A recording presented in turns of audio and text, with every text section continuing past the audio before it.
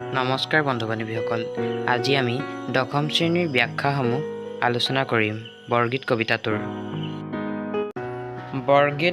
কবিতাটোৰ অনুশীলনীৰ 4 নম্বৰ প্ৰশ্ন ব্যাখ্যা কৰে। ক সহস্ৰ বয়নে যাৰ নপাৱন্ত সীমা, অধমে জানিব কেনে তোমাৰ মহিমা। উত্তৰ উক্ত পদফাকি আমাৰ অসমীয়া পাঠ্যপুথিৰ অন্তৰ্গত শ্ৰী শ্ৰী মাধৱদেৱৰ দ্বাৰা বিৰচিত বৰগীত নামৰ কবিতাটোৰ পৰা তুলি অনা হৈছে।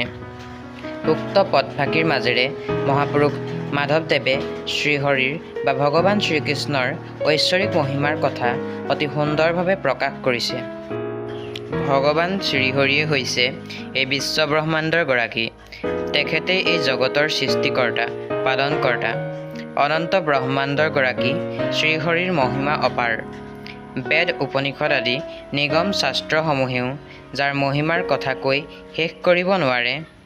যোগসিদ্ধ ঋষি মহাঋষিসকলেও শত সহস্ৰ কাল ধ্যান কৰিও যাৰ মহিমা বুজিব অপাৰগ, তেনে এজন মহান পুৰুষৰ মহিমা উপলব্ধি কৰাটো সাধাৰণ মানুহৰ বাবে তেনেই অসম্ভৱ।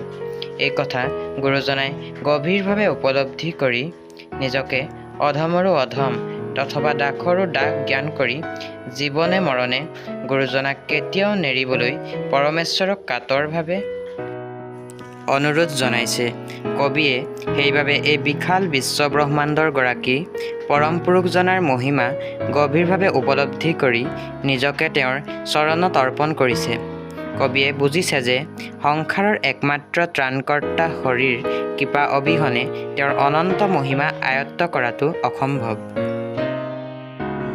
প্ৰশ্ন খ আতুৰ ভৈলুহু হৰি বিষয় বিকলে, কৰিও উদ্ধাৰ মুক চৰণ কমলে। উত্তৰ উক্ত পদফাকি আমাৰ অসমীয়া পাঠ্যপুথিৰ অন্তৰ্গত শ্ৰী শ্ৰী মাধৱদেৱৰ দ্বাৰা বিৰচিত বৰগীত কবিতাটোৰ পৰা তুলি অনা হৈছে। বৰগীত কবিতাফাকিত কবি মাধৱদেৱে ভগৱান শ্ৰীকৃষ্ণক সংসাৰৰ মায়ামোহৰ পৰা মুক্ত কৰিবলৈ প্ৰাৰ্থনা জনাইছে। সংসাৰৰ মায়ামোহৰ জৰীডাল অতি বিচিত্ৰ। কবি শ্ৰী মাধৱদেৱৰ দৃষ্টিত এই সংসাৰখন মায়ামোহ জ্বলা যন্ত্ৰণা বিষয় বাসনাৰে ভৰপূৰ। ঐশ্বৰ্য বিভূতি বিষয় বাসনাৰে মানুহক প্ৰকৃত সত্যৰ সন্ধান দিয়ে। সাংসাৰিক দুখ বেদনাত কবি অতিষ্ঠ হৈ পৰিছে।